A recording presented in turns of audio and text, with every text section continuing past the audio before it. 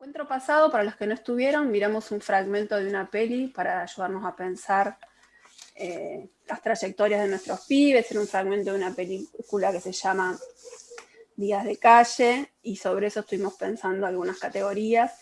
Y hoy se nos ocurrió, a partir del aporte de Esther, de que leamos un texto de un libro que ya le gustaba bastante, que es un libro que se llama Niñez en Movimiento, que algunos tenemos.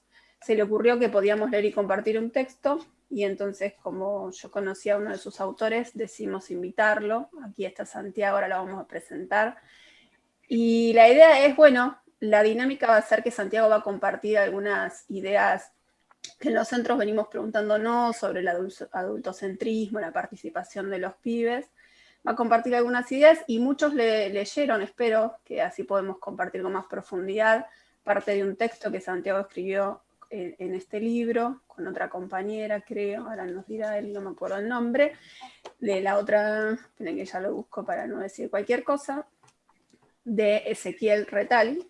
Y la idea es como poder, bueno, escuchar sus aportes y a la vez conversar, como hacemos siempre, ¿no? Siempre pensamos en clave de red, de conversar con otros para mirar nuestras prácticas y seguir profundizando lo que hacemos y complejizándolo. Y me parecía que estaba bueno y presentar a Santiago con una parte que él escribió en ese texto, que él se presenta así, lo presento y ahora abro el micrófono a él y se presenta así. Dice: Santiago Morales aprendió de su hermana Sofía, a quien le arrebataron sus 17 años de vida en la masacre de Cromañón, que es necesario involucrarse para cambiar la historia y que la niñez gesta lo nuevo. Preocupado por la distribución desigual del pan, estudió sociología en la UBA y desde hace más de 10 años se formó en educación popular. En el 2014, desde la Miguelito Pepe, acompañó a un colectivo de chicos del pueblo a fundar la Asamblea Rebelde para luchar contra el adultocentrismo y el dominio transgaláctico. Camina junto a la niñez popular, organizado desde ese momento. Se conmueve con la obra de José Martí y no puede dejar de bailar si suena Rodrigo. Y cuando era niño, quiere viajar al infinito y más allá.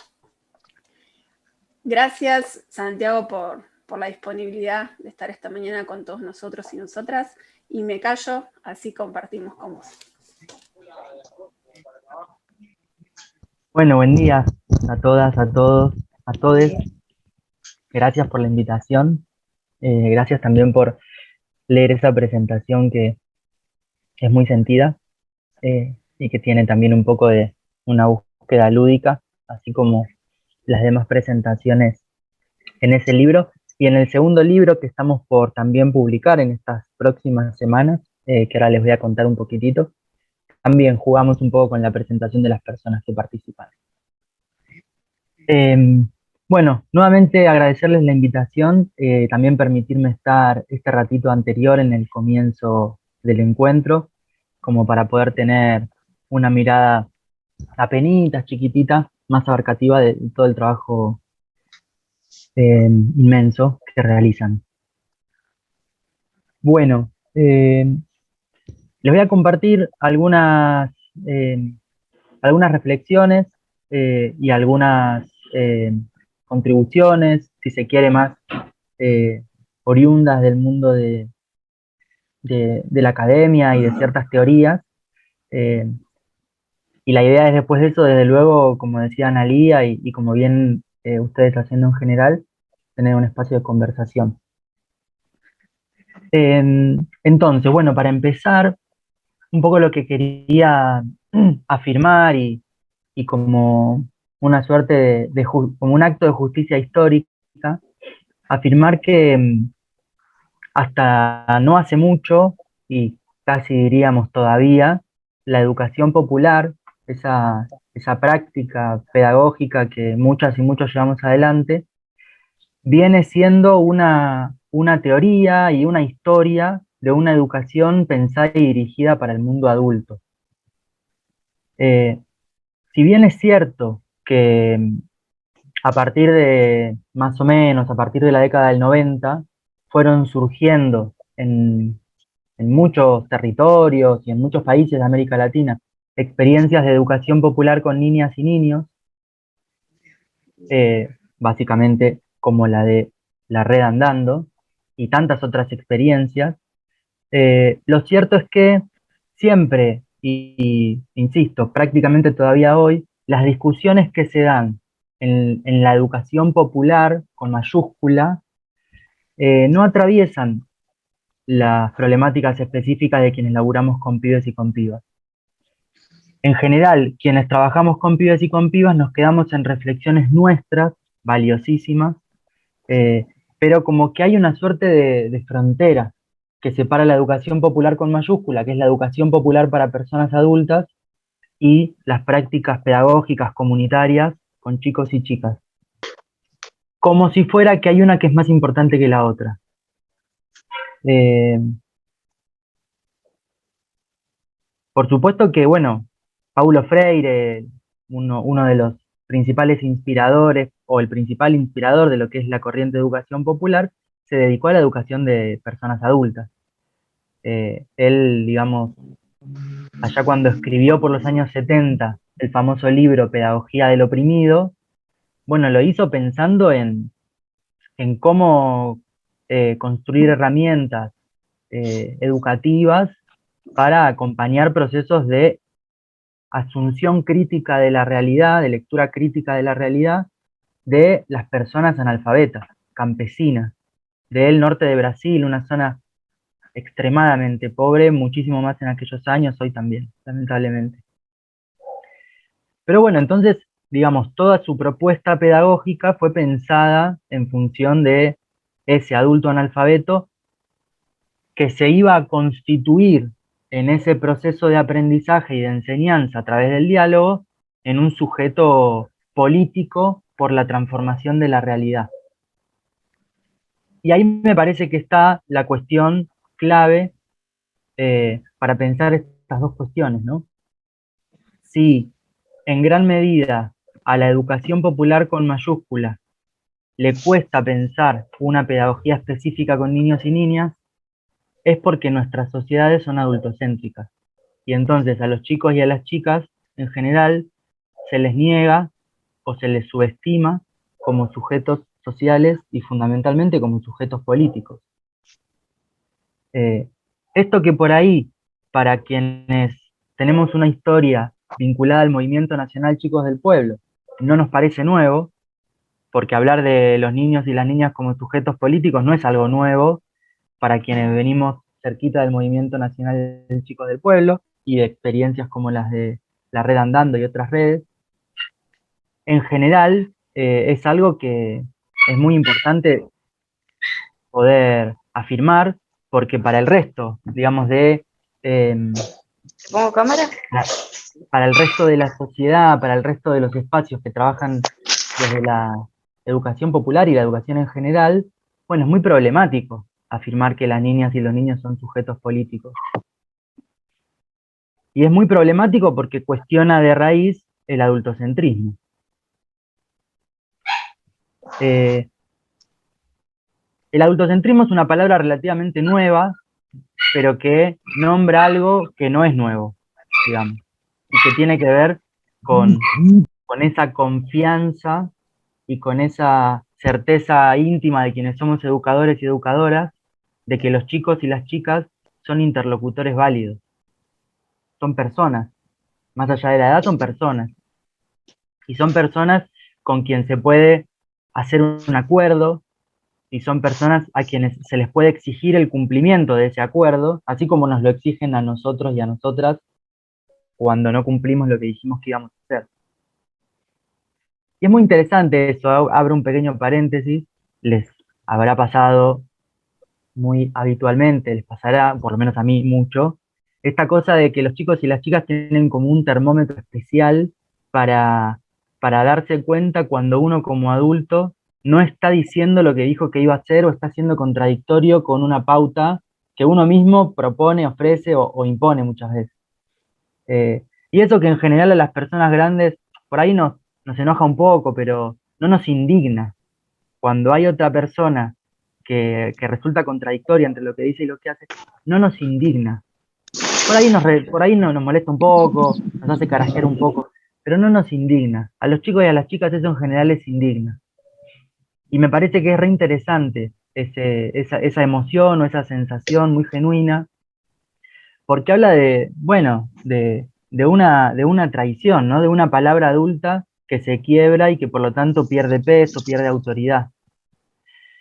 Y los chicos y las chicas en general van creciendo, se van socializando en las distintas instituciones de nuestras sociedades, la familia, la escuela, por supuesto el Estado en todas sus expresiones, pero también los centros comunitarios, el club, la salita, todas las instituciones que hacen parte de la vida de los chicos y de las chicas, son instituciones que reproducen el adultocentrismo.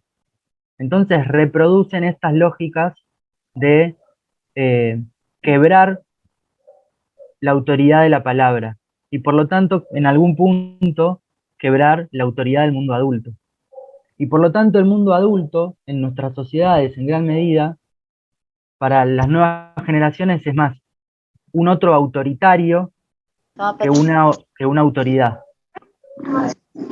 Y ahí me permito poder, digamos, diferenciar eso. Cuestionar el adultocentrismo no implica negar la importancia de la autoridad o de la referencia o del cuidado o del acompañamiento de las niñas y de los niños. No tiene que ver con eso. Problematizar el adultocentrismo no tiene que ver con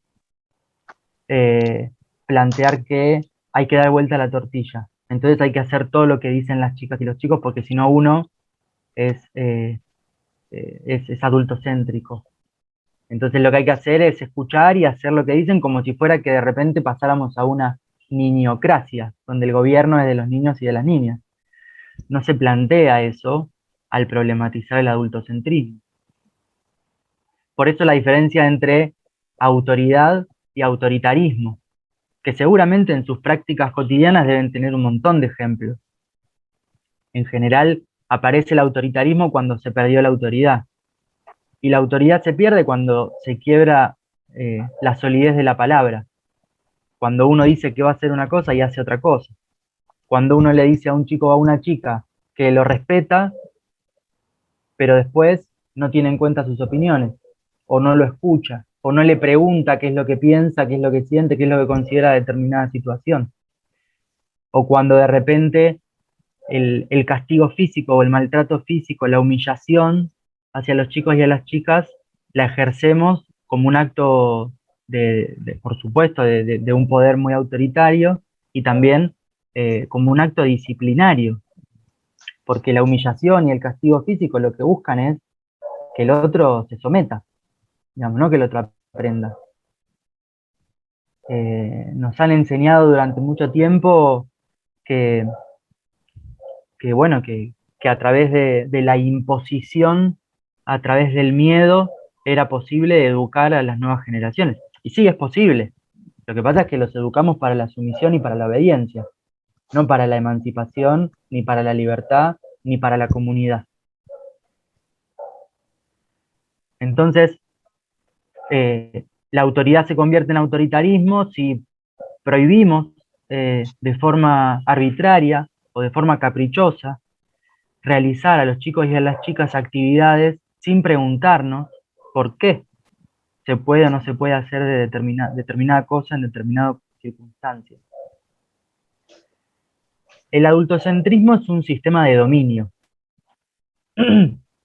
Como sistema de dominio, lo que hace es organizar en toda la sociedad los roles de las distintas personas según la edad. Y esos roles se organizan de forma tal que quienes están en el momento, digamos, de la plena adultez, tienen privilegios por sobre el resto de las edades. Privilegios que son muy concretos y que, por ejemplo, bueno, digamos, ahora con toda esta situación de la pandemia y los procesos de aislamiento social, se puso muy de manifiesto cómo las personas adultas tenemos privilegios por sobre los chicos y las chicas, y muy marcadamente si descendemos cada vez más en la edad de los chicos y de las chicas. Del mismo modo que si lo pensamos en las personas que ya son adultas mayores. Más allá de que las características de este virus tiene que ver con que ataca con mayor letalidad a las personas más grandes, lo cierto es que la habilitación para circular que tenemos las personas adultas es radicalmente distinta a la que tienen los chicos y las chicas. El poder habitar el espacio público. Y más aún, cuando se cierran las escuelas por una lógica cuestión de cuidados, bueno, pasa muchas veces que los chicos y las chicas se quedan sin espacios en donde poder encontrarse con otros y transitar procesos de socialización y aprendizaje más allá de lo que sucede al interior de la familia. Por supuesto que la realidad de un territorio como el nuestro es completamente diversa y no es lo mismo vivir en la ciudad que vivir en una zona rural, no es lo mismo vivir en Palermo que vivir en Moreno, no es lo mismo vivir en el norte, en Jujuy, que en Chubut, digamos. Es un país muy grande y profundamente diverso, pero sí se pudo ver muy claramente, sobre todo en los discursos y en las decisiones generales que se han tomado, que se ha tenido poco en cuenta las necesidades de los chicos y de las chicas, fundamentalmente porque no forman parte de las decisiones. Y acá hay otra cuestión en la que me quería detener. El adultocentrismo digamos, nos hace respirar la certeza, nos convence de que los chicos y las chicas son prescindibles para las decisiones que los afectan. Que podemos prescindir de su opinión, que no hace falta, porque los grandes sabemos que es lo mejor para ellos. Eso es una idea que la tenemos profundamente internalizada como sociedad. Por eso es ridículo, es en algún punto ridículo pensar que es no un acto de justicia, sino no necesario preguntarle a chicos y chicas qué piensan de determinadas cosas como para poder tomar decisiones. Lo creemos en gran medida, como sociedad hablo, ¿no? Una pérdida de tiempo, un como sí, o a veces tratamos de generarlo, pero generamos situaciones que son como sí, que ya tenemos todo decidido de antemano y que de última es como, bueno, para que tengan la sensación de que están opinando, o eso, para sacar una foto linda. Pero, como dice el maestro Alejandro Kusianovich, que seguramente más de una y más de uno de ustedes lo conozcan, él lo que dice es que nuestras sociedades adultocéntricas se privan de la contribución que los niños y las niñas pueden hacer en razón de lo que viven y sienten. Porque no tenemos en cuenta sus percepciones, sus producciones, sus juicios y sus acciones. Es como que perdemos una contribución nueva, productiva, de pensamiento distinto, que podrían hacer las chicas y los chicos para pensar y para reinventar nuestras sociedades al no tenerlos en cuenta. Y más allá de que es una lástima perderse esa contribución, es sobre todo profundamente violento, porque es negar al otro como un sujeto de pensamiento. Es, digamos, volverlo un objeto de protección, ¿no? Si bien en los últimos años, por suerte, a raíz de la Convención de los Derechos del Niño, se ha cambiado la forma de nombrar a los chicos y a las chicas, ya no se los considera objetos de protección o objetos de tutela, sino sujetos de derecho, y ese es un cambio fundamental. Lo cierto es que muchas veces en prácticas cotidianas eso aparece, porque es como fuimos criados, digamos, ¿no? No porque seamos gente mala, sino porque es como fuimos criados. Y problematizar el adultocentrismo es tan complejo como cuestionar el patriarcado. A los varones nos cuesta horrores reconocer las violencias que reproducimos contra mujeres o disidencias sexuales porque ocupamos un lugar de privilegio. Entonces a nadie le gusta ceder sus privilegios. Por eso el capitalismo sigue siendo capitalismo.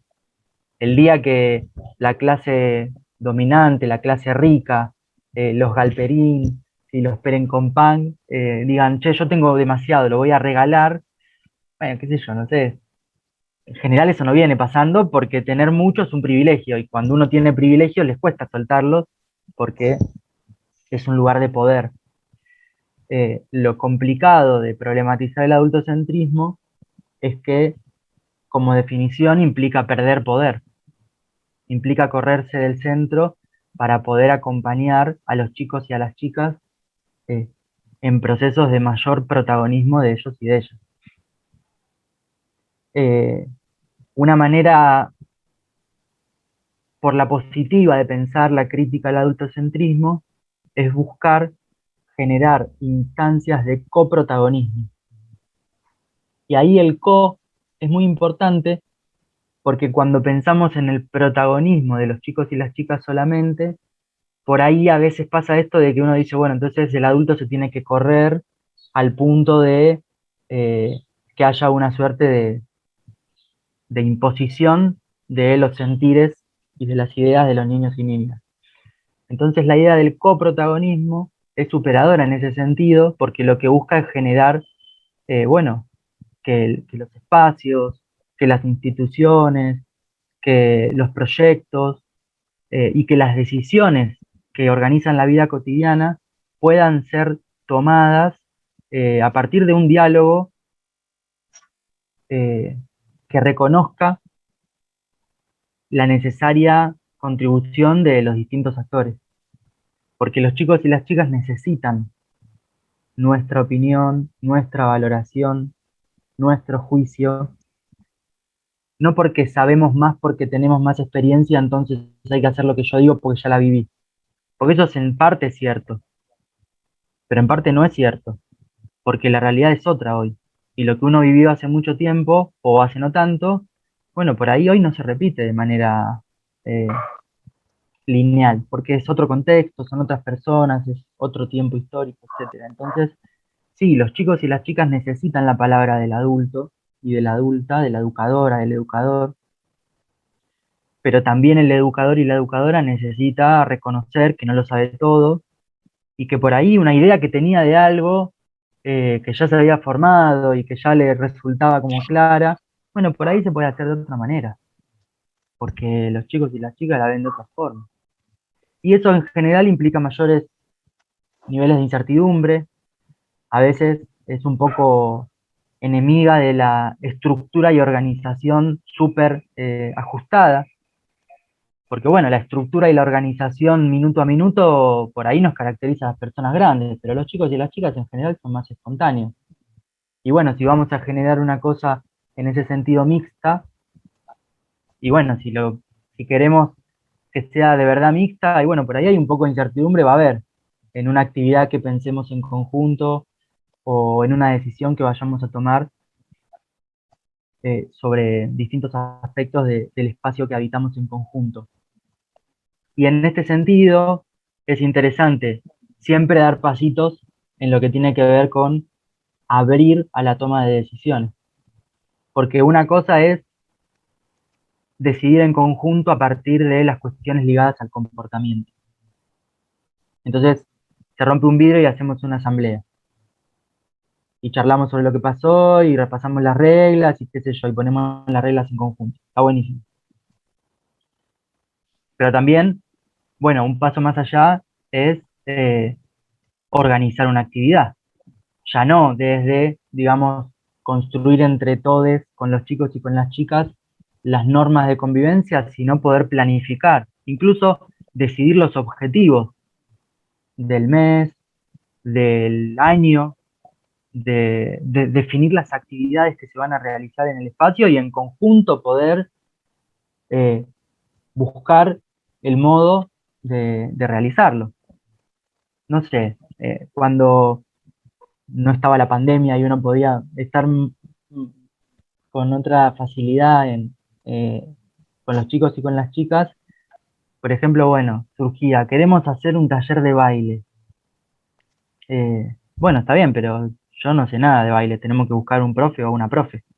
Y ese proceso, digamos, colectivo de salir a resolver eso, que en principio es una emergente del grupo, una necesidad del grupo, que está interesante poder acompañar y que en el proceso se van desplegando un montón de otras cuestiones, resulta muy interesante y sobre todo formativo en lo que tiene que ver con el ser parte en la búsqueda por ejercer los derechos propios. Y un paso más allá en la toma de decisiones es, por ejemplo, decidir sobre plata. Eso es algo que a las personas grandes en general nos genera mucho recelo. Es, por supuesto, el núcleo del patriarcado, ¿no? Siempre, en gran medida, la violencia de los varones se sostenía en el poder económico. Entonces, muchas mujeres o disidencias sexuales dependen o dependían, pero dependen también hoy, de ese varón que es el que trae la plata, en muchos casos. Y ese lugar del poder a partir de la plata, bueno, también está bueno poder deconstruirlo o problematizarlo. Y si de repente se hace un bingo, una actividad o algo y se junta un determinado dinero, bueno, ¿qué hacemos con esta plata que es de la comunidad? Seguro que uno va a pensar que si lo decide por su cuenta, va a ser mejor. Eh, y por ahí sí, en función de nuestros objetivos.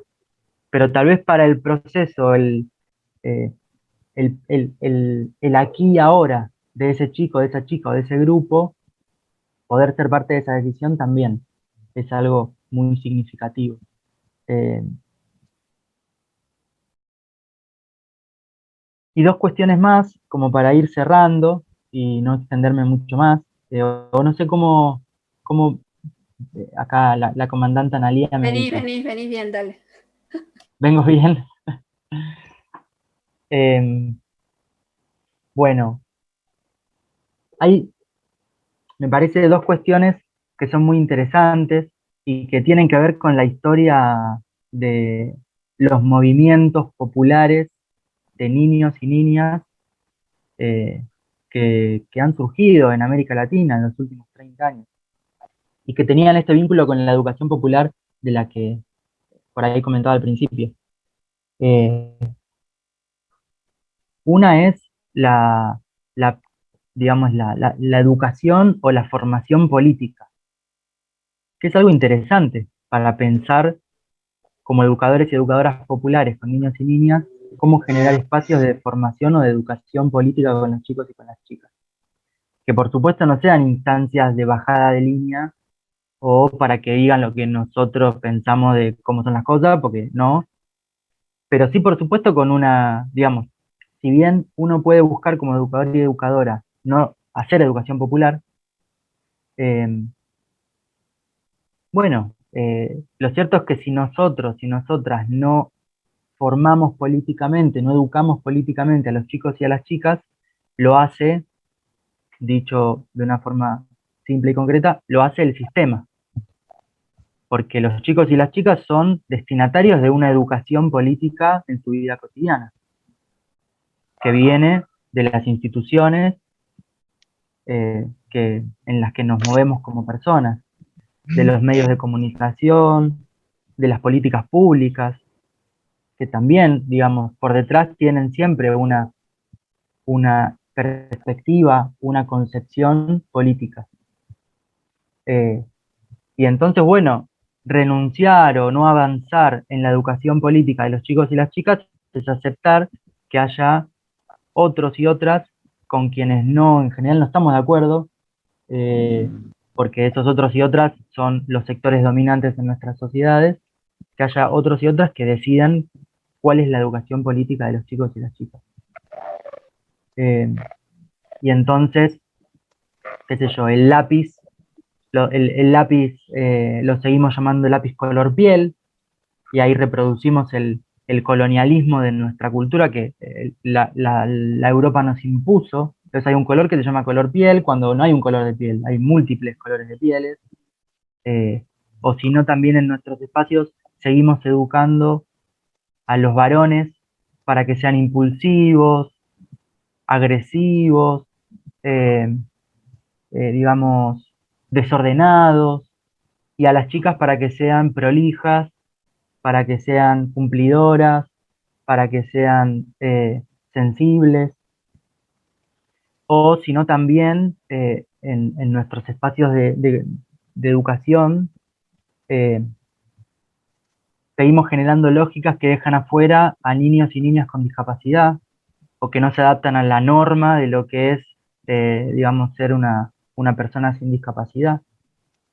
Eh, y tantos, digamos, formas concretas que en nuestros espacios puede pasar, no porque seamos gente mala, sino porque somos el resultado de una sociedad que nos domina y nos somete de múltiples maneras. Eh, y esto también tiene que ver con problematizar el adultocentrismo, porque cuando surgió la educación popular, lo que principalmente se pensaba es que había que cambiar la sociedad en lo que tenía que ver con la desigualdad de clases. Y parecía que, digamos, en ese tiempo, el único conflicto que la historia de la humanidad hasta ese momento en gran medida permitió que las mayorías puedan ver, el único conflicto era el de el acceso a los recursos o la clase social, digamos, la diferencia entre pobres y ricos.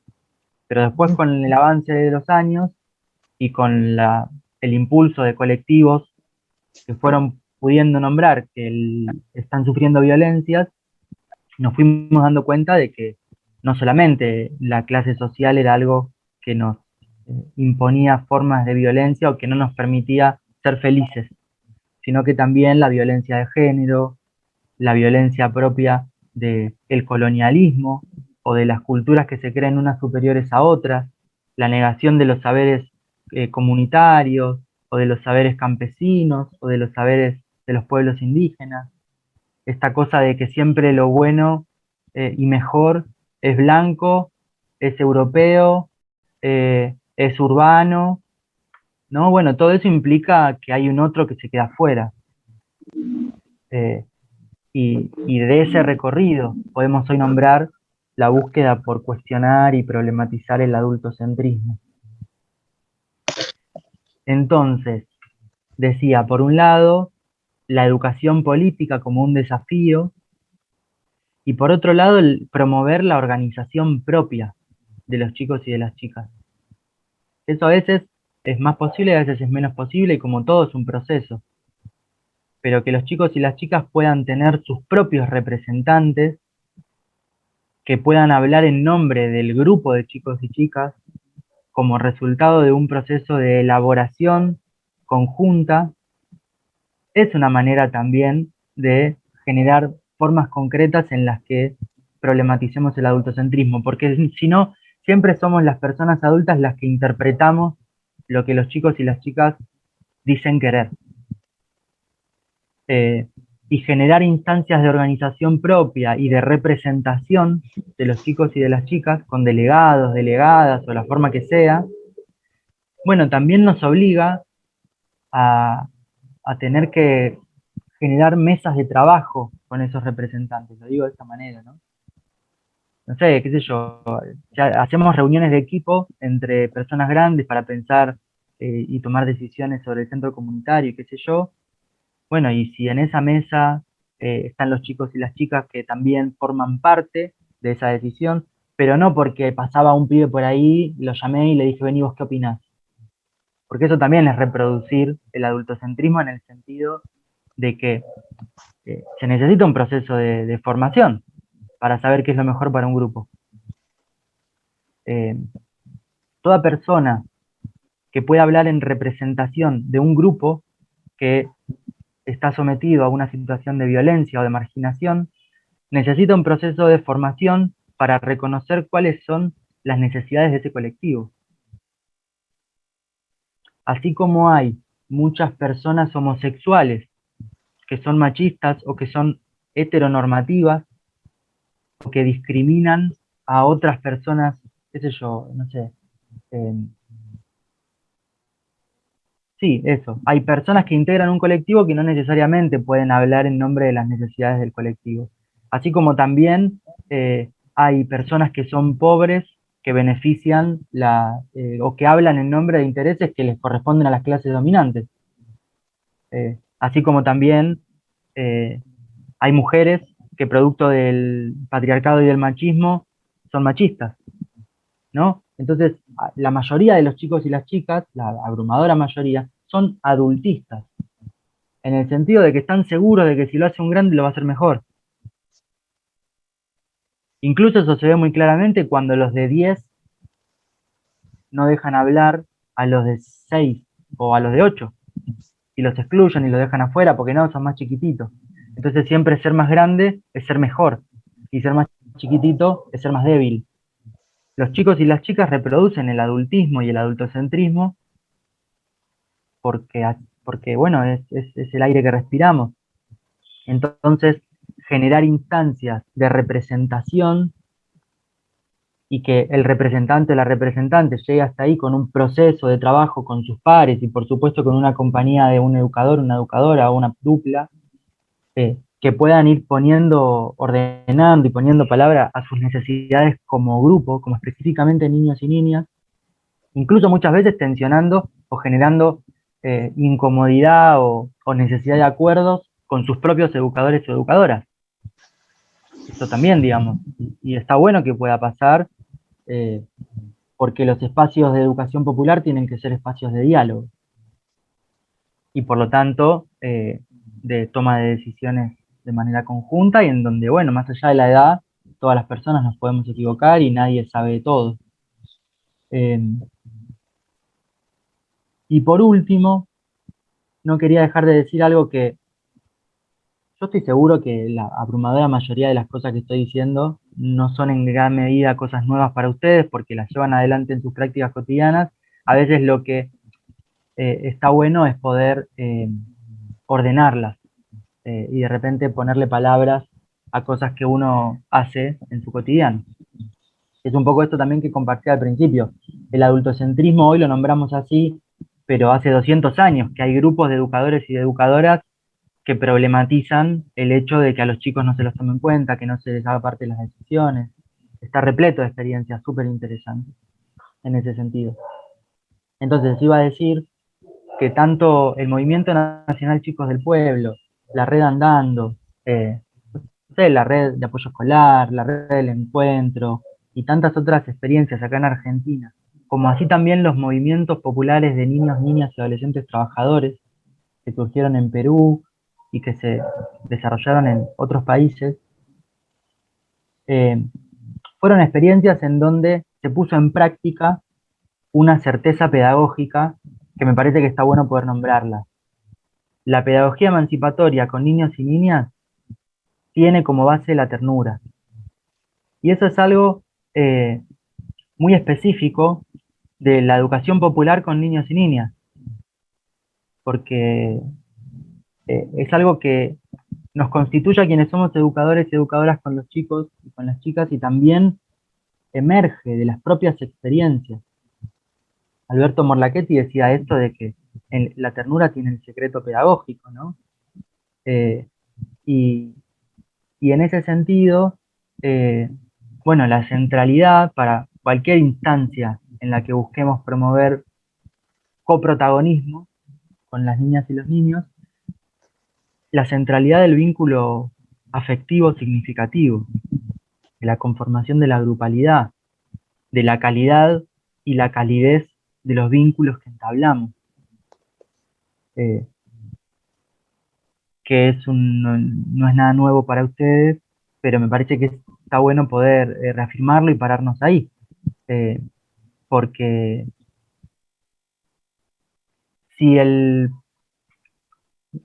si lo central en la educación popular es el diálogo,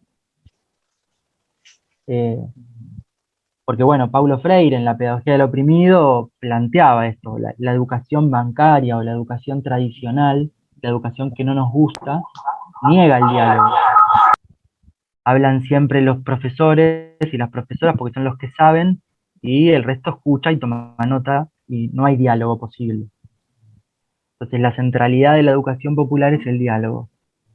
¿Cómo dialogamos con los chicos y las chicas? En general, a quienes no consideramos interlocutores válidos por el adultocentrismo de nuestra sociedad. Entonces, para que haya diálogo tiene que haber una condición de reconocimiento del otro, como un interlocutor válido. Si no, no puede haber diálogo. ¿Cómo dialogamos con los niños y las niñas que todavía no tienen adquirida el habla? Tienen el lenguaje, los niños y las niñas, desde que nacen. Pero por ahí, según su edad, no han adquirido el habla todavía. ¿Cómo dialogamos? Bueno, es imposible el diálogo intergeneracional si no está mediado por un vínculo de ternura, por un vínculo de afecto. Y eso me parece que es algo muy específico de experiencias como la de la Red Andando y como otras experiencias de educación popular que fueron pioneras en esto de poner en práctica algo que incluso todavía está muy poco escrito, porque es muy poco lo que hay escrito sobre educación popular con niños y niñas. Hay muchísimas experiencias y muchísimos aprendizajes asociados a recorridos como los de ustedes y otras redes y otros espacios, pero hay muy poco escrito todavía. Entonces, eh,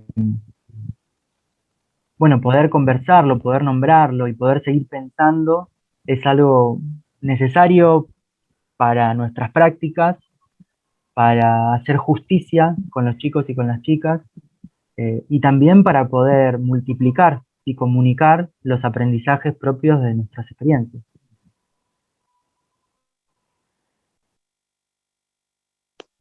Bueno, eso. Me quedo por acá si podemos dialogar. Bueno, gracias. Bueno, y hablando de diálogos, la idea es aprovechar un ratito más antes de por ahí juntarnos un chiquito en grupo, de pensar, de dialogar con Santiago, de algunos aportes que pudo haber hecho hoy y también con lo que pudimos leer. Nada, no tienen que ser necesariamente preguntas, por ahí reflexiones, cosas que queramos abrir entre compañeros, ¿no? También, porque la respuesta seguramente puede aparecer entre todos. Pero por ahí esto, conversar sobre lo que él aportó hoy, más lo que leímos, y lo que pido es que vayamos abriendo de a uno, porque somos muchos, somos más de 60, entonces si los micrófonos se nos acoplan es un lío.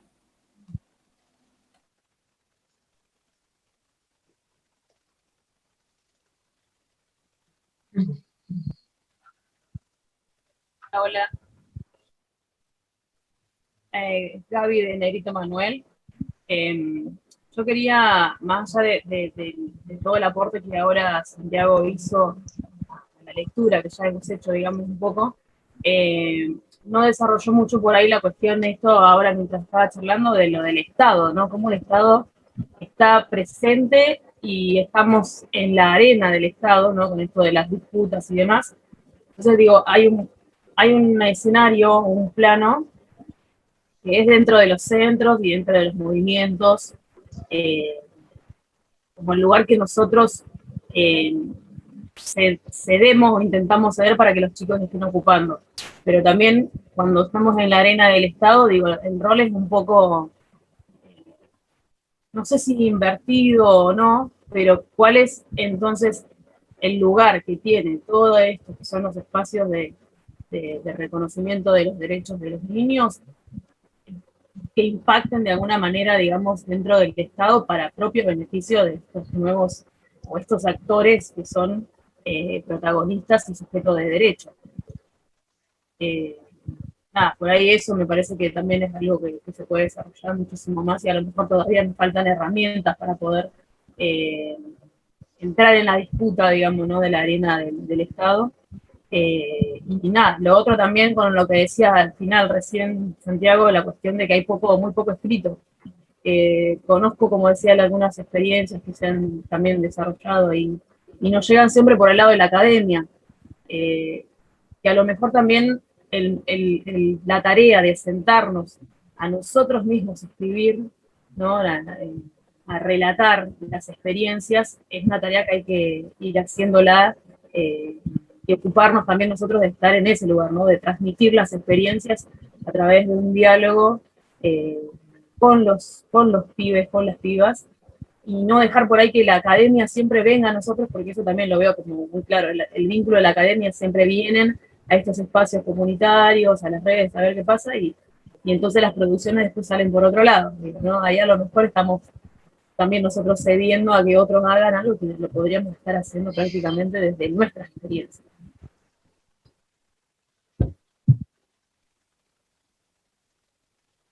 Pensaban si quieren, ya que Gaby hizo una pregunta, juntar algunas preguntas y las vamos como, así no abrimos, si alguno quiere preguntar o traer alguna reflexión ahí. Esther está levantando la mano, Esther, dale.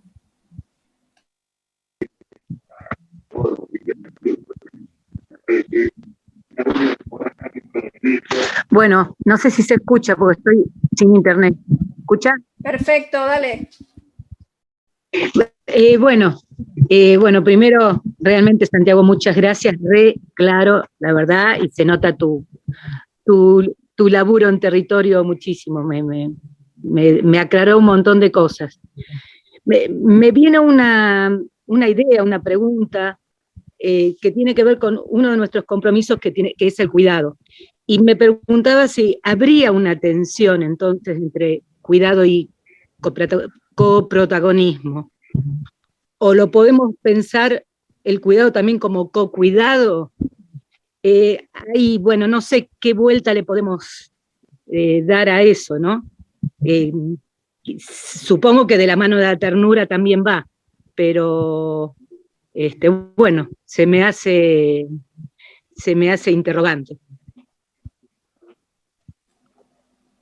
Ahí sumo una cosita a la pregunta de Esther, que por ahí a Santiago lo ubica un poco más. El nuevo Ministerio de las Mujeres está haciendo ahí como todo un laburo sobre el reconocimiento del cuidado y los trabajadores del cuidado, y nosotros estamos en una discusión de red si nos ubicamos ahí, donde nos ubicamos, qué es el cuidado para problematizarlo. Bueno, tiene que ver también un poco con discusiones más nacionales y cómo nos va a afectar. Mariana ahí levantó la mano también. Sí, también creo que, no sé, cada una de las cosas que venía como exponiendo Santiago, se me venían como a la cabeza todo el tiempo, toda la práctica que nosotros tenemos con los pibes, ¿no? Cuando decía una palabra se me venía a decir, bueno, cuando era formación, adultocentrismo, no sé, por ejemplo, niñocracia, como toda palabra que se me venían, actividades que nosotros ya hicimos, prácticas nuestras de las relaciones que tenemos con los pibes, y todo el tiempo pensaba en negrito los grupos, los pibes, las edades, y quería como, en realidad más que una pregunta, como una reflexión que nos había pasado cuando nosotros decíamos, bueno, queremos que los pibes decidan a dónde viajar, por ejemplo, ¿no? Decíamos, bueno, a dónde vamos de viaje, que los pibes puedan decidirlo en una asamblea, decidir a dónde querían viajar, y ese día los pibes dijeron que querían viajar a la plaza del barrio. Entonces ahí nosotros nos dimos cuenta que para que los pibes realmente puedan tener una participación, es muy necesario esto que Santiago trae con respecto a la formación, al conocimiento y o sea, poder decidir. Significa que los pibes puedan tener información sobre lo que tienen que decidir, porque nosotros pensábamos que los pibes iban a decir que querían ir, no sé, a una plaza o a un lugar, a un viaje, como por ejemplo Eucatigre, y cómo lo podían haber dicho si ni siquiera lo conocen. Entonces, como ahí nosotros nos dimos cuenta que nosotros siempre tenemos como la información en nuestra cabeza y pensamos que los pibes van a pensar lo que nosotros queremos con conocimientos que nosotros tenemos y que todavía ellos no lo tienen. Entonces ahí nos dimos cuenta de que para que un pibe pueda participar y para que un pibe pueda decidir, o para que un pibe pueda ser delegado, como lo decía Santiago, necesita ese proceso de formación, de conocimiento y de información que nosotros tenemos que dar lugar a que puedan adquirir, ¿no? Porque, digamos, un pibe sin información es muy difícil que pueda decidir o poder llevar adelante una práctica, ¿no? De decir, bueno, soy delegado de un grupo, ¿qué cosas puedo como llevar adelante, digamos? ¿Les parece que demos así como una mirada a estas preguntas y después volvemos a abrir? Así no se nos llena tanto de info ahí para pensar. Podemos participar todos igual, ¿eh? No es que solo tiene que hablar Santiago, digo, pero por ahí justo porque él trajo estos aportes, ahí cierro. Porque si no, muchas preguntas juntas y se nos va a mezclar. Ahí va. Bueno, voy a tratar de ser breve y eso, también si en algún momento alguien me quiere interrumpir, está en desacuerdo, lo que sea, háganlo. Pensaba en relación a lo primero que traía, no escuché bien si Fabi o Gaby, porque se me medio que trabó el micrófono. Gaby, ahí está. Por ahí sí lo que me parece muy importante nombrar o explicitar es la importancia de que los chicos y las chicas como sector, como grupo, que, digamos, los unifica el hecho de tener una misma edad o una misma franja etaria, y que a su vez tienen derechos específicos, ¿no? Esto de que la Convención de los Derechos del Niño, que tiene carácter constitucional en nuestro país, bueno, establece que si tenés menos de 18 años tenés derechos específicos. Y lo cierto es que son prácticamente inexistentes los colectivos de chicos y chicas que puedan tener un rol protagónico, principal, en la lucha por sus propios derechos. En general, cuando suceden cosas ligadas a los derechos del niño o a los derechos de la niña, bueno, estamos ahí las personas grandes, tomando el lugar, poniendo la palabra. Eso no está mal, no es que tenemos que corrernos de ahí, también tenemos que estar. Pero sí, creo que sería realmente otra escena, y desde nuestras experiencias pudiéramos acompañar, disculpen, pudiéramos acompañar la constitución de organizaciones políticas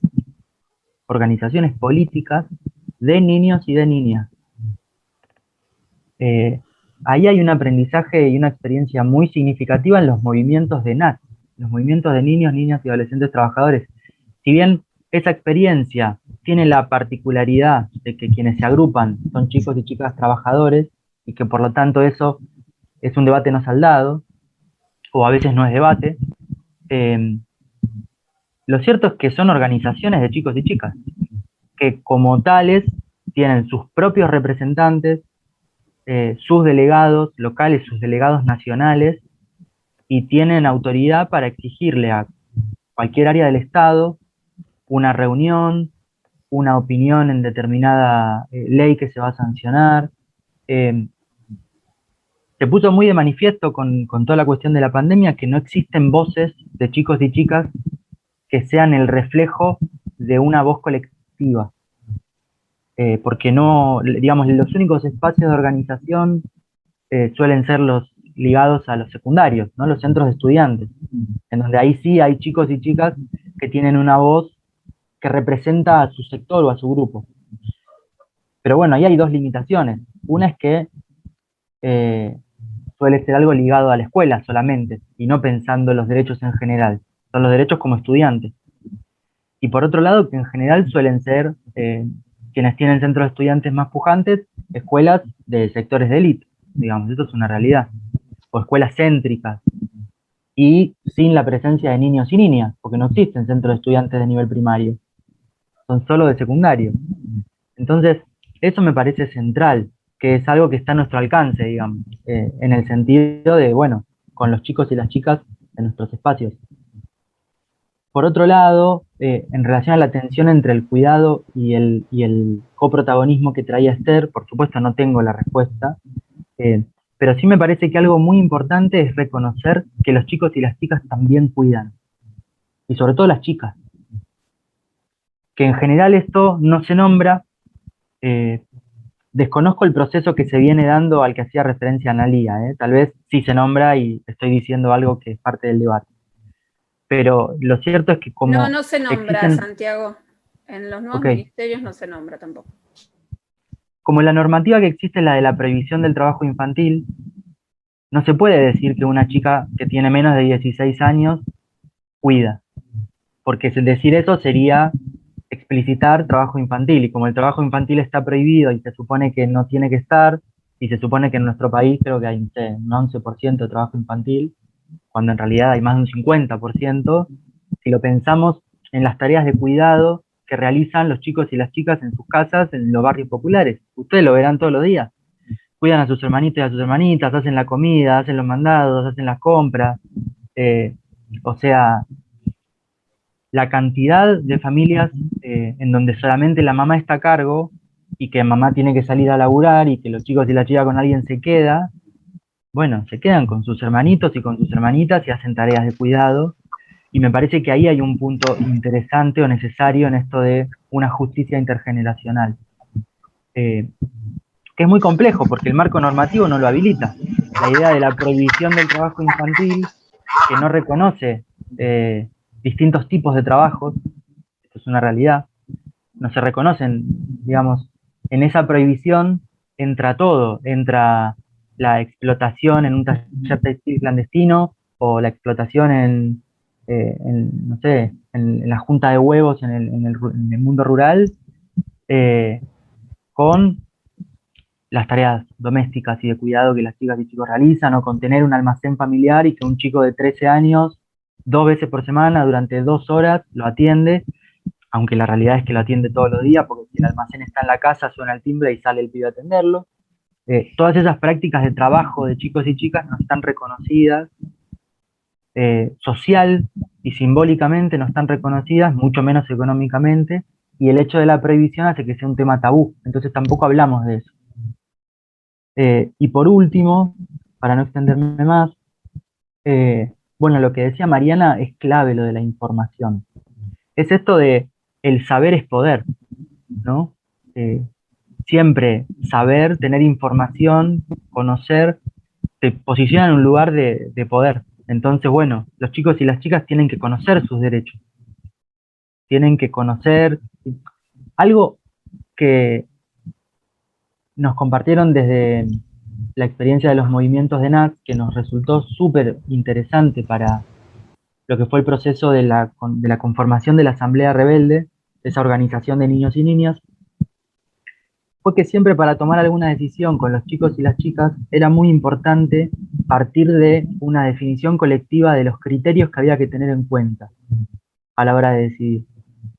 Porque yo, muy ingenuo, Mariana, cuando recién decías teníamos que decidir a dónde ir, yo pensé que iban a decir, no sé, irse a una provincia del interior a la que era inaccesible, o viajar a otro país. Que también puede pasar, digamos, no pasó ahí, pero puede pasar también. Y de repente, bueno, es imposible, porque somos 30, no podemos ir 2 semanas a Mendoza, qué sé yo, por decir algo, porque no tenemos esa plata. Entonces, definir antes de cualquier propuesta y decisión un conjunto de criterios, entonces de repente, bueno, tiene que ser algo que contemple más o menos determinada cantidad de plata. Tenemos que saber que el micro va a salir más o menos tanto, o que tenemos que ir a un lugar en donde vayamos en transporte público, si no estuviera la pandemia. Tiene que ser un lugar en el que podamos ir y volver en el día. Tiene que ser un lugar en el que podamos conocer algo que no conocíamos. Un conjunto de criterios que después ordenan el momento de las propuestas concretas.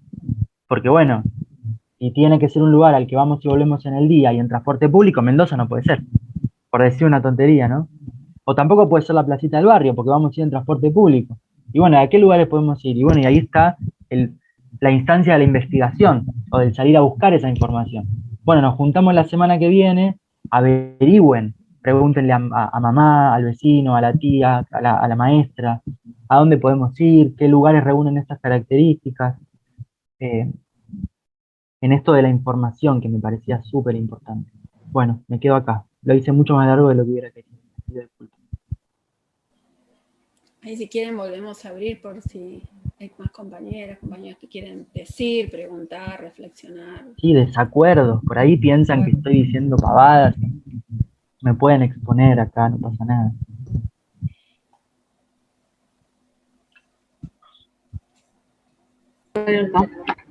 Hola, ¿me escuchan? Sí, sí, se escucha. ¿Qué tal? Algunos no me ven, ahora estamos acá, somos varias, de Barranera. Por ahí yo quería, como mientras vos hablabas, Santiago, me hacía recorrer todo el tiempo en la cual nosotros comenzamos hace 30 años. ¿Y cómo fue nuestro proceso con respecto al trabajo con los adolescentes jóvenes? Porque no es que hoy hay adolescentes jóvenes, sino también, nosotros que comenzamos en 94, también había adolescentes jóvenes. Entonces, ¿cómo, no? ¿De qué manera? Y cómo fuimos transitando ese camino. Y creo que un gran desafío nuestro fue cómo incorporar a esos y a ellas jóvenes de nuestro territorio, ¿no? Que, como bien se dijo, la pobreza no es de hoy, sino de hace 30 años y toda mi generación, que yo tengo ahora casi 60 años. Entonces, ¿cómo fue? Yo ahí descubrí que en ese transitar de estos 30 años en los comienzos de los 10 años, que yo tenía derechos anteriormente, y mi palabra no existía, y mi voz tampoco. O sea, solamente te decían, sentate, parate, quédate acá, y tenés que ser muy donosita, callarte la boca, porque otro adulto te lo dice. Esto es todo lo que vos estabas diciendo, ¿no? El adultocentrismo. Que ahora yo le encuentro la palabra necesaria para indicarla, y nuestras compañeras también y compañeros también, ¿no? Y creo que en todo ese transitar en la cual comenzamos a trabajar mucho tiempo, y que esto de la información, la toma de decisiones y la parte económica es muy importante. Porque cuando se dice, de todas maneras, es mucho, hay mucho por hablar, mucho por transitar, me parece, con respecto a las decisiones económicas, en relación a cómo estamos ahora, y en la relación, esto de los criterios, también en la toma de decisiones de lo económico. Los criterios en cuanto a la información.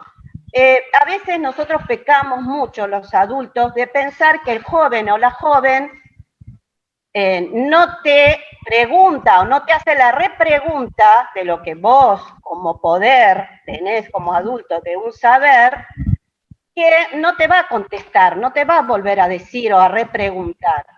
Pero sin embargo, el joven se da cuenta de esa cuestión que a veces creemos los adultos que no se da cuenta, que no pasó nada. Entonces, le da mucha rebeldía y mucha bronca, ¿sí? Entonces, yo creo que este tema es muy importante. Nosotras así, también viene por ser, no sé, la mayoría de acá de nuestro equipo son todas mujeres y algunos varones, y hemos transitado por muchas situaciones, y creo que la toma de decisiones en cuanto a lo económico y a la información es muy necesaria. Es muy necesaria, y eso a veces te hace, cuando nos damos cuenta de que no hay una decisión tomada colectivamente, por supuesto que nos rebelamos, ¿sí? Entonces, y creo que eso está bueno, porque eso hace a que las jóvenes, ¿no?, se organicen, tomen sus propias decisiones, y después eso, porque al pasar por el cuerpo tuyo, vas a poderlo hacer con los adolescentes y jóvenes que vienen atrás. Porque si vos no tomaste una decisión, me parece que llegamos a un terreno que, esto que vos planteabas, que en el capitalismo es fácil, ahí nomás, estamos en esto que ahí nomás lo tomamos, como que es mejor que yo tome una decisión y no tomarme el tiempo de organizar, de que tomen las decisiones, cómo lo vamos a hacer. Entonces, me parece muy, muy bueno el aporte que haces y lo que lo traes, ¿no?, con las palabras que vos traes, que nosotros venimos recorriendo de hace mucho tiempo. Y creo que es muy importante lo que vos remarcabas, que es la toma de decisión colectiva, organizada, y que ahí tengamos el coprotagonismo todas, todos y todes. Porque es como a veces como si fuera un sí, y todas y todos y todes nos damos cuenta de ese como sí. Entonces, yo sé que es muy difícil, porque aparte está el sistema capitalista, ¿sí?, patriarcado, y también esto que me parece que a veces también se suma el saber, ¿no? Lo que decía Gaby o Ana, no sé, que decía, se suma el saber, que encima soy adulto y encima tengo un título, ¿no?, específico, intelectual. Entonces, ¿quién me va a venir a decir algo a mí? ¿No? El joven estoy hablando, ¿no? Entonces, y no tan joven tampoco, ¿viste? Y no tan joven tampoco. Entonces, a veces creo que también eso se tiene que plasmar en una asamblea y hablar, porque esas cuestiones es hablar, y el diálogo, ¿no?, lo que vos decías. Me parece que el diálogo es muy importante. Así que te damos las gracias nosotras desde acá, de la manera, por sí, que me parece muy bueno.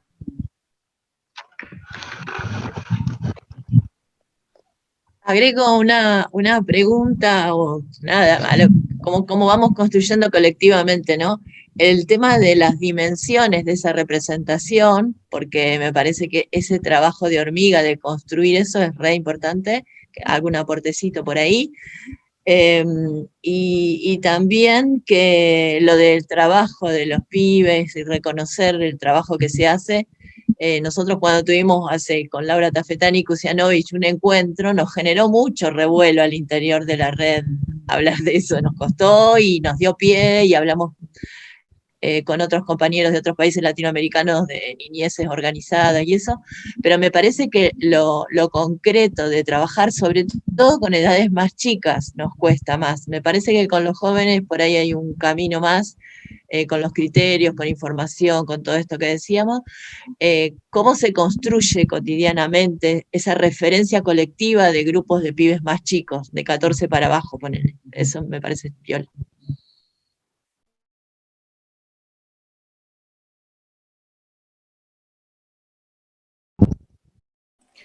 Una cosita, pero es como reflexión nomás, ¿eh? Cuando leí el artículo, yo ya lo había leído, pero lo leí con más detenimiento para hoy, me impactó leer que el adultocentrismo es una categoría más que contribuye al capitalismo junto con el colonialismo, el patriarcado, todo lo que ustedes mencionan, ¿no? Digo, me impactó, digo, porque es como, bueno, cuán fuerte es y a veces en nombre del cuidado y del afecto, esto que decía Rosa, ¿no? Digo, en 30 años, 20, según cada organización, hemos pasado por muchos momentos de adultocentrismo y lo seguimos haciendo, pero en nombre del afecto y del cuidado también hemos hecho cosas que por ahí estaban mejores, peores.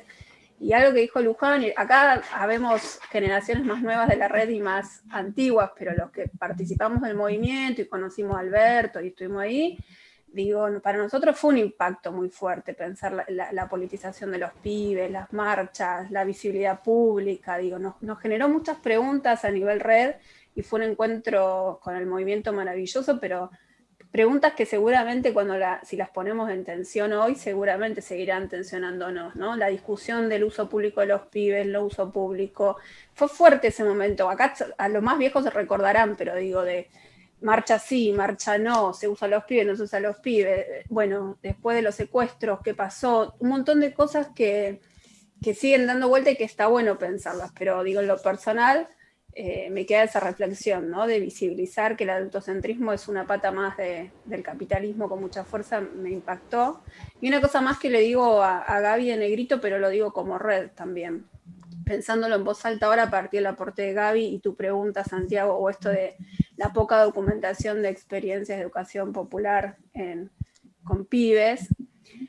Creo que quizás como red tendríamos que reflotar o repensar escrituras más colectivas, no por edades, porque el área maternal de infantes y escolares en algún momento ha escrito mucho, y escribimos nosotros, no solo la academia, y hay mucha gente en la academia que es muy valiosa para nosotros y está bueno cuando escriben, pero digo, el libro que se va a publicar de maternal está escrito el 100% por los educadores nuestros, conmigo y con otras compañeras más. Entonces, creo que ahí como red tenemos que pensar quizás espacios de escrituras más colectivas y transversales, o reflotar lo que fue el grupo de interés que ahí empezamos a escribir hace muchos años con muchas, desde una palabrita muy chiquita hasta textos que se fueron engrosando. Pero esto es para pensar como red, lo digo pensando en esto que trae Santiago y la preocupación de Gaby.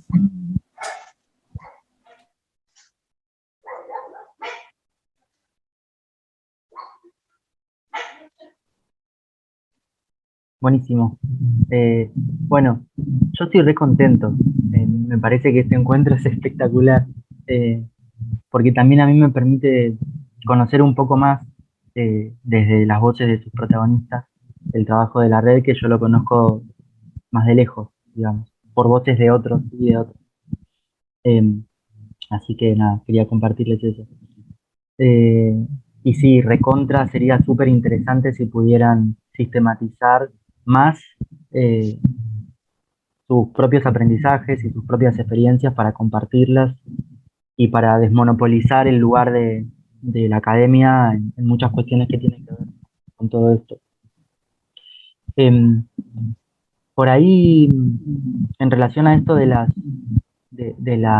dimensiones o cuestiones a tener en cuenta al momento de la representación. Hay algo para mí muy incómodo que dice Alejandro Kusianovich sobre este tema, y que tiene que ver con que es muy difícil para aquellos chicos o chicas que están viviendo situaciones de sistemático maltrato y abandono en el interior de su familia, o que tienen vínculos, de los vínculos, digamos, nucleares de un niño o de una niña que están rotos, producto de la pobreza, de la marginalidad. Digo, chicos que no han tenido una mirada de cuidado, hablando justamente de esto. Es muy difícil, dice Alejandro Kusianovich, que esos chicos y chicas se puedan erigir en representantes de su colectivo. No es imposible, pero sí es difícil, porque digamos, el vínculo, eh, la solidez del vínculo construido con la mamá, con el papá o con la persona que esté a su cuidado, sobre todo en los primeros años de vida, es decisivo para que ese chico o esa chica se pueda parar sobre sus pies, pueda pensarse como un sujeto individual, y después de eso recién poder pensarse como un sujeto colectivo. Es muy difícil que un chico o una chica se pueda pensar como un sujeto colectivo si está roto en lo individual.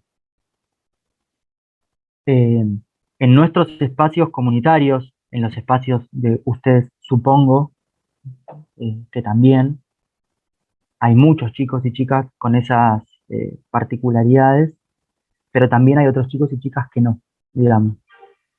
Que si bien el cotidiano es un cotidiano de mucha pobreza, que haya mucha pobreza no necesariamente quiere decir que no hubieron otro tipo de lazos fundantes en lo que es su integridad subjetiva. Y esos chicos o esas chicas que por ahí pueden tener más registro de lo que le pasa al otro o a la otra, que con más facilidad pueden asumir un compromiso y después, digamos, llevarlo adelante, o que mal van avanzando en la escuela con sus dificultades, pero más o menos van metiendo las materias.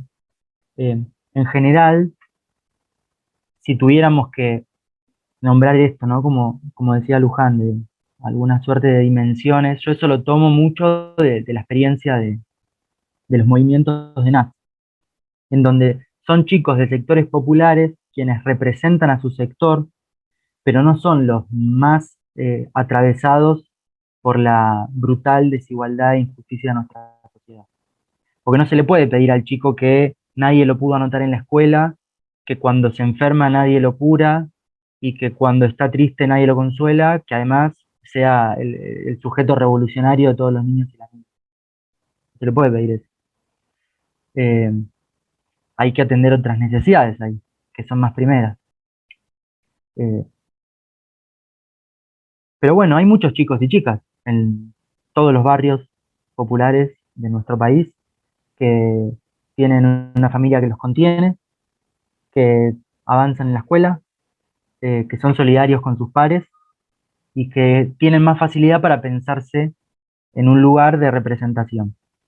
Lo que es decisivo es que ese lugar de representación sea un lugar de representación asignado por sus pares, no asignado por uno como adulto, porque si no empezamos para el traste. Digamos, el representante de los chicos tiene que ser elegido por los chicos y por las chicas, no por uno, porque si no, es totalmente incoherente. Pero sí, por ejemplo, en nuestra experiencia, que lo tomamos de los movimientos de NAT, nos sirvió mucho de vuelta a la cuestión de los criterios. Entonces, para elegir un delegado o una delegada, bueno, pensamos criterios. El delegado y la delegada, si va a representar nuestro grupo, ¿cuáles tienen que ser sus cualidades? Y tiene que ser el compañero o la compañera que siempre está discriminando, o que nos golpea, o que, qué sé yo, o que siempre llega tarde, o que no escucha y no deja hablar, o, bueno, ¿cuáles van a ser las cualidades del compañero o la compañera que nos va a representar? Y en esa instancia también se produce algo muy interesante.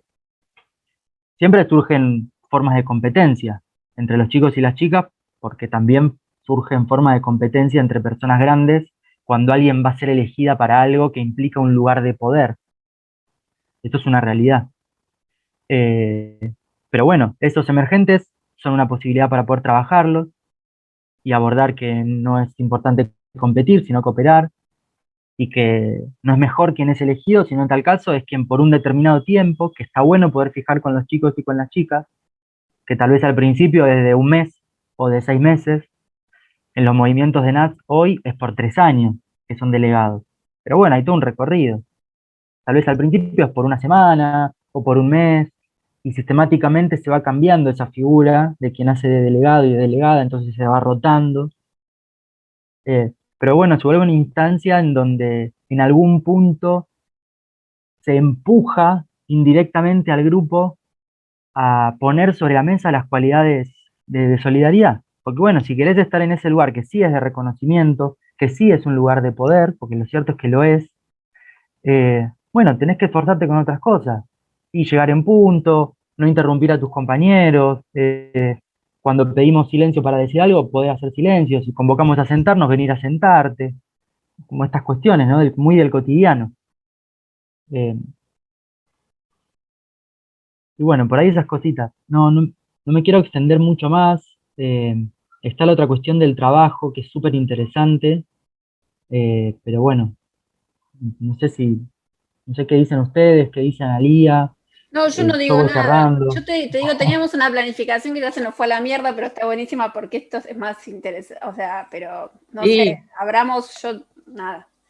Lo único que quiero decir de lo que vos decías cuando te escuchaba, pensaba que algo que nos pasó durante mucho tiempo y lo fuimos reflexionando, pero vos lo traes en estos ejemplos que pones, es que reconocer que los pibes tienen las mismas emociones que los adultos es muy importante, ¿no? El tema del poder, del enojo, porque a veces nos ha pasado al principio, en especial cuando empezábamos, hemos discutido mucho de evangelizar a los pibes o demonizarlos, como que nos íbamos de un extremo a otro, o los pibes, bueno, o son tremendos. Entonces, la posibilidad de ver la misma complejidad y contradicción que hay en los adultos, verlas en los pibes, para nosotros es todo un trabajo fuerte, en especial porque muchos de nuestros pibes, bueno, sufren situaciones complejas, pero también aprendimos que en la mayoría de las familias hay mucha belleza y mucho cuidado como se puede, y que no es la mayoría de los pibes que están al horno. Bueno, están al horno por otras cosas, pero no por las familias que tienen, porque la gente se organiza de un modo que a nosotros todavía nos conmueve mucho, y en pandemia aún más. Nada, digo, a ver, para que pensemos todos, la organización que teníamos era un trabajo en grupo que ya fue. Teníamos una pregunta para cerrar juntos y dejar planteada esa pregunta, que si quieren la podemos decir, que era cuáles eran lo que los aportes o lo que trajo Santiago, que nos invitan a seguir pensando en nuestra cotidianidad o nuestras propuestas, o cerramos ahí compartiendo, conversando un poco más hasta las 11, que es el tiempo que todos tenemos por las cocinas, y dejamos esas preguntas, las vamos recuperando en la semana, decidámoslo todos juntos. Yo preferiría seguir porque me parece que el diálogo está buenísimo, pero...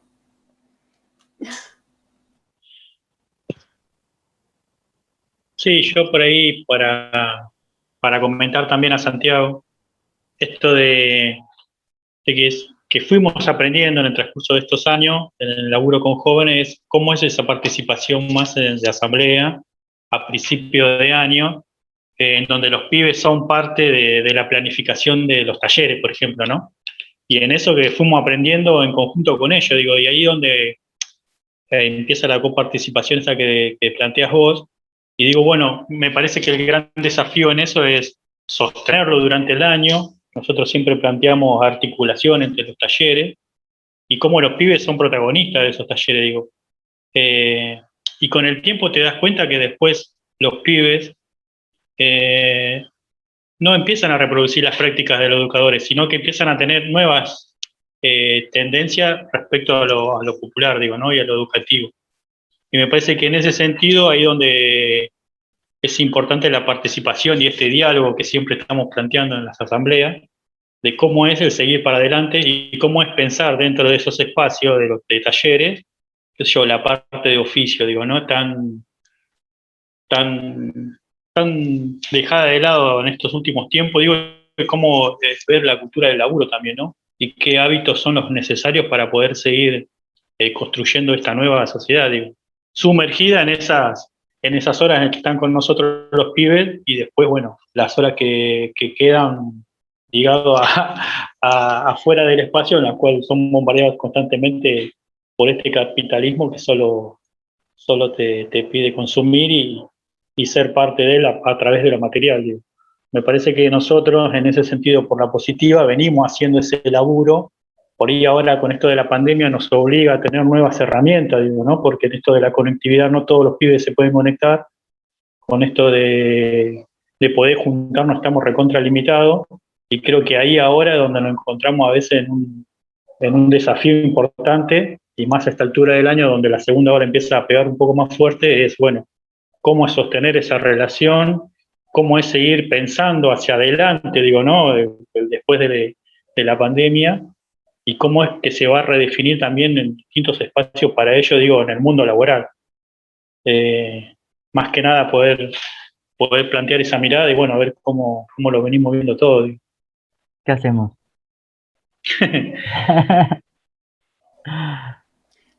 Una opción podría ser, terminamos de conversar con todos los que quieran preguntar y dejamos esas preguntas planteadas y las vamos compartiendo en la semana, porque la idea es hacer un proceso, esto que venimos haciendo, y pensar, ir recuperando en todos los encuentros esas categorías o aportes que nos ayudan a pensar lo cotidiano, pensando en especial los que están trabajando con jóvenes, que siempre decimos lo mismo, esta tensión entre lo cotidiano y lo que queremos pensar en abstracto o más general.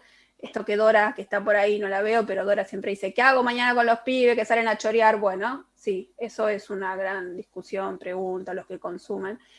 Pero bueno, una opción sería como que compartamos esa pregunta y nos comprometemos en la semana a traer algo como red o como equipo para que sigamos documentando esto que decía Diego y Joana, las prácticas con jóvenes.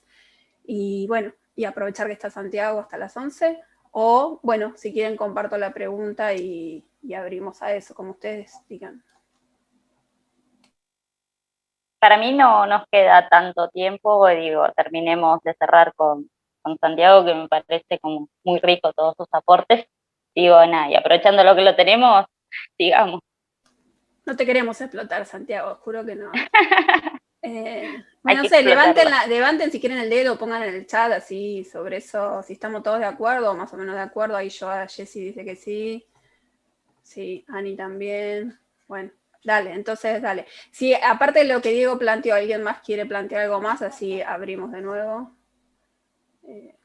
No, yo por ahí, esto de lo que él dice, ¿no? De la incertidumbre del adulto de poder ceder el poder, ¿no? Cuando uno cede el poder a ese chico o chica, digo, como que le queda la incertidumbre, bueno, ¿y el adulto qué hace? ¿Cómo acompaña? ¿Cómo? Nada, digo, más que nada ahora en pandemia, con todo el tema de la vinculación con los pibes que nos está costando horrores, digo, en cuanto a la conectividad, y digo, podemos presentar, o sea, no es que no nos conectamos, tenemos relación con ellos, pero no es lo mismo, y la verdad que genera como mucha incertidumbre el cómo seguir, el cómo seguir sosteniendo ese trabajo, digo, a veces nos vamos a prácticas totalmente del adultocentrismo para seguir sosteniendo eso que nosotros creemos importante, creo, digo, y está muy bueno poder repensarlo, poder plantearlo desde otro punto, digo, y escuchar a otros, digo, me parece que es súper enriquecedor, digo, para todos. Es más que nada una reflexión que una pregunta. A mí, escuchándote, yo se me viene una reflexión más de lo que dijiste al comienzo, cuando dijiste, vieron que los pibes, tanto yo como Joana, hicieron como un relevamiento desde el punto de vista de los pibes para saber cómo estaban, y eso es lo que Joana compartió al principio. Vos planteaste que muchos plantean que necesitan trabajo, y ahí siempre nosotros tenemos una traba, ¿no? Y pensando en lo que dice hoy Santiago con lo de la organización, siempre recuerdo a Javier Di Matteo, ya que por el 2008-2009 nos decía, ustedes tienen que generar trabajo y organizar trabajo real para los pibes, porque eso es lo que los pibes necesitan. Para mí, pero lo tiro ahí como una reflexión porque me acordé de Javier y porque, claro, estoy pensando si la organización también no tendrá que ver con eso. Bueno, la cooperativa que no funcionó, nuestra cooperativa, te cuento, Santiago, teníamos una cooperativa de jóvenes que funcionó un tiempo y se nos cayó. Para mí esa es una gran pregunta, porque hay cosas que los pibes, como vos decías yo, ¿no? Digo, vienen a los centros porque es un espacio de verdad, colectivo, y para muchos la única oportunidad de estar en el barrio con otros pibes, pero muchos nos demandan algo que nosotros no sabemos mucho hacerlo y no sé si podremos hacerlo, pero me queda siempre esa cosa, ¿no? Organización para el trabajo, ¿será posible? No, pero es una reflexión y una duda mía. Sí, nada, se me venía ahora, nada, pensando en lo que vos decías de la organización del trabajo, justo que estábamos con en lo del potenciar, una de las patas era como pensar qué es más, pero que son cosas mínimas, digo, y también escuchando la demanda de los pibes que te dicen, yo necesito el espacio para deshogarme, o para salir de mi casa, o para vincularme con otros, digo, y en este contexto es totalmente esto, tenemos como esa incertidumbre constante de decir, bueno, ¿cómo seguimos sosteniendo o respondiendo a esa necesidad que los pibes nos plantean que tienen? Porque eso se hizo ahora en pandemia, digo, ese relevamiento, los pibes están diciendo, bueno, yo necesito el espacio. Y bueno, la verdad es que por medidas, cuidados y todo lo que sabemos, no se puede, pero tendríamos que ir pensando, rebuscándole la vuelta a cómo seguir con eso. Pobre Santiago quedó ahí, ¿no? Igual me parece que un dato que es importante que tenga Santiago es que el hospital de Moreno ya está colapsado, llegó al 90 y pico %. Si tuviéramos que ir a internarnos a algún lado, ya no podríamos ir. Estamos en ese estado. Sí, leí ayer, creo, una carta de Manuel Álvarez, el director, de una carta desesperada. Sí. Bueno, comparto algunas cositas más en sintonía con varios de sus aportes de recién y reflexiones. Por ahí como cuestión general, nombrar esto de que el problematizar el adultocentrismo o deconstruir el adultocentrismo es un proceso, y es un proceso tanto individual como colectivo. Si se permite hacer como la comparación, yo como varón que reconozco el lugar de privilegio que tengo en nuestra sociedad por ser varón, transito un proceso de problematizar las violencias machistas que reproduzco en mi vida cotidiana. A veces, generalmente, como algo que ni siquiera me doy cuenta porque lo tengo absolutamente internalizado. Otras que uno hace uso de ciertos privilegios y es parte también de poder correrse de ese lugar. Con el adultocentrismo me parece que si vale la analogía, pasa un poco lo mismo en el sentido de que no es que uno dice, bueno, listo, estoy en contra del autocentrismo, a partir de mañana no soy más adultocéntrico. Es imposible porque tenemos toda nuestra historia que nos pesa y fuimos educados para reproducir esa forma de violencia.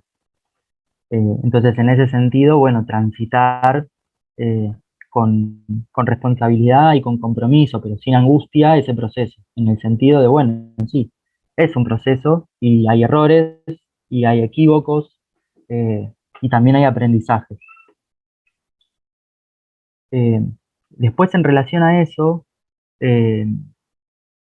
hay algo que en su momento Freire dijo, que no lo voy a decir tal y como lo dijo, porque siempre él lo dice de una forma muy bonita, pero era algo así como que la única forma de aprender a decidir es decidiendo. Y pasa mucho eso con los chicos y con las chicas, que llegan, bueno, listo, cumpliste 18, bueno, entonces tenés que tomar un montón de decisiones y resolver un montón de cosas sin que nunca antes en su vida hayan pasado por la situación de tener que tomar decisiones. Vale también a la organización. La única forma de aprender a organizarse es organizándose. Y las personas grandes que no tenemos experiencia de organización, nos cuesta un montón ingresar en una organización. hablar en una asamblea, entender que la decisión colectiva por ahí no es la que yo quería, pero que si no se decide lo que yo quería, no es en contra de mí, sino que es porque, bueno, es un colectivo y todos esos aprendizajes que uno como grande puede tener si se involucra en una experiencia de organización, bueno, pasa lo mismo con los chicos y con las chicas. Lo que pasa es que nunca el mundo adulto toma la iniciativa de enseñarles a organizarse desde chiquititos y desde chiquititas, porque implica justamente ceder un espacio de poder y digamos, reconocer la paridad en el valor de la voz. Eh, y, y por ahí una cuestión más en relación a esto del tema del trabajo, que es clave. eh, no, no en vano, tanto Marx como Engels, fundadores, ¿no?, del pensamiento revolucionario, por lo menos en lo que es el siglo XIX y la historia del siglo XX, eh, se inscribían en esta tradición de pensar que lo que vuelve humana a la especie humana es la actividad del trabajo. O sea, lo que nos constituye como seres humanos, a diferencia del resto de los animales, es que podemos trabajar y que nuestro trabajo transforma la naturaleza. Digamos, el trabajo es algo específico de la especie humana en el sentido de que es un trabajo que transforma la naturaleza, porque sistemáticamente la especie humana crea nuevas herramientas de tecnología. Una rueda es una tecnología, un martillo es una tecnología, poder fabricar fuego es una tecnología, encender un fuego, bueno, ni hablar de todas las cosas, ¿no? Ni hablar de esto que está pasando ahora, que es impensable. Yo me acuerdo cuando era chiquito, Futurama veía, creo que se llama Futurama, un dibujito, en donde la gente se comunicaba por Zoom, y era como rarísimo imaginarse que eso podía pasar en algún momento de la historia. No pasó tanto tiempo. Eh, entonces, lo que constituye a la especie humana es el trabajo, y paradójicamente, nuestras sociedades le prohíben a los niños, niñas y adolescentes trabajar. Eso para mí es un primer punto que al menos abre una pregunta, digamos. Por lo menos abre una pregunta. De, bueno, ¿por qué se prohíbe el trabajo? Porque nuestro Estado, el Estado Nacional Argentino, tiene una ley que prohíbe el trabajo infantil por debajo de los 16 años. En realidad, si tenés 14 y 15 años y vivís en una familia que tiene una empresa propia, solamente en ese caso, tu mamá o tu papá te pueden inscribir ante AFIP para que puedas trabajar, creo que es hasta 12 horas por semana. Pero solamente si tu papá y tu mamá tienen una empresa propia, en blanco, ¿no? Como esas cosas que le debe pasar a un, no sé, 10% de la población total. Entonces, por debajo de los 16 está prohibido. Y bueno, ahí se arma la pregunta, ¿qué implica esa prohibición en relación al trabajo infantil? Es un tema súper complejo y súper largo para poder analizar.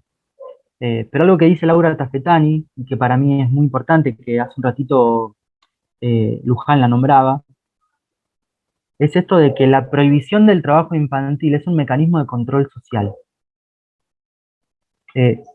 Y que eso en algún punto es muy interesante pensarlo, porque lo cierto es que un chico de 13, 14, 15 años, un chico o una chica que tiene prohibido trabajar, está obligado a esperar por lo menos hasta los 16 para poder ir adquiriendo formas de independencia. Porque como decíamos antes, el trabajo lo que te da es plata, y la plata es capacidad de independencia, digamos. De hecho, una de las principales frases adultistas tiene que ver con: mientras vivas en esta casa mando yo, cuando tengas tu propia casa y tu propio trabajo vas a poner tus reglas, mientras estés bajo mi techo mando yo, ¿no? Como esa lógica de el que tiene la plata tiene el poder de mando, es muy significativa. Por supuesto que es muy complejo, porque no es lo mismo tener 13 que tener 6 años, no es lo mismo trabajar 6 horas por semana que 48, no es lo mismo que el trabajo no te permita ir a la escuela o que el trabajo lo hagas después de la escuela y después de tus espacios de recreación. Es tan amplia la diversidad de lo que puede pasar mientras un chico o una chica trabaja, que da para conversar mucho y profundizar en cada una de esas diferencias. El principal problema, y con esto voy cerrando, es que la operación política y simbólica que los organismos internacionales, principalmente la Organización Internacional del Trabajo, generó con la cuestión del trabajo infantil, es que toda forma de trabajo de una persona menor de 16 años es trabajo infantil. Y cuando escuchamos la palabra trabajo infantil, lo que se nos representa en nuestra cabeza o en nuestro corazón es un chico o una chica que está 12 horas pidiendo monedas en el tren. O es un chico o una chica que está todo el día explotado, sin poder ir a la escuela, sin zapatillas, en una situación, digamos, de violencia brutal. Entonces escuchamos trabajo infantil y rápidamente se nos arma eso. Entonces, ¿quién va a estar de acuerdo con eso? Obviamente nadie. El problema ahí es que en realidad esa situación de falta de derechos, de esas imágenes que por ahí traigo, no tienen que ver con el trabajo, tienen que ver con que ese chico o esa chica está sufriendo otras violencias, digamos, y no estrictamente con el trabajo. O pensamos trabajo infantil y pensamos en niñas y niños en situación de calle. Y el problema ahí no es que el chico trabaje, es que el chico esté en la calle, digamos. En tal caso, el trabajo puede ser hasta su única estrategia de supervivencia, que está en la calle, efectivamente. Pero bueno, entonces, todas esas cuestiones que están como empantanando el poder pensar la cuestión del trabajo infantil, no nos permiten hablar de lo que sí podría ser algo válido, por lo menos para mí y para la experiencia de los movimientos de NAT y demás, que tiene que ver con, bueno, depende de las condiciones, depende de la cantidad de horas, depende del contexto, depende con quiénes, depende cuándo, depende qué actividad, depende de un montón de cosas. Puede ser algo que contribuya en la emancipación y empoderamiento de ese niño o de esa niña, o que lo sumerja, digamos, en la marginalidad y en la violencia. Bueno, me quedo por acá para no extenderme más. Súper, mil, recontra, gracias por la invitación Ahí Gise de Zanca, que dice que no se le desactiva el micrófono, no sé si ahora se puede desactivar, pero si no puso que te agradece y dice: gracias Santiago por compartir con nuestros chicos y chicas al sentirse escuchados y dándoles la palabra se sientan cómodos para dar sus opiniones, teniendo educadores y educadoras que los acompañen en ese proceso e ir deconstruyendo esto del adultocentrismo. Yo creo que esto haría para otro encuentro y seguramente cuando todo pase te esperamos en Moreno con un mate. Pero también antes de cerrar, o por ahí si alguien quiere decir alguna palabra más, porque sabemos que hay compañeras que tienen que ir a cocinar, por ahí Santiago, y contar muy chiquito la publicación que acaba de salir, que a nosotros creo que nos va a aportar un montón. Por ahí después, el que le interese, podemos hacer una compra ahí colectiva como red, pero aunque sea muy chiquito contarlo para que sepamos de qué.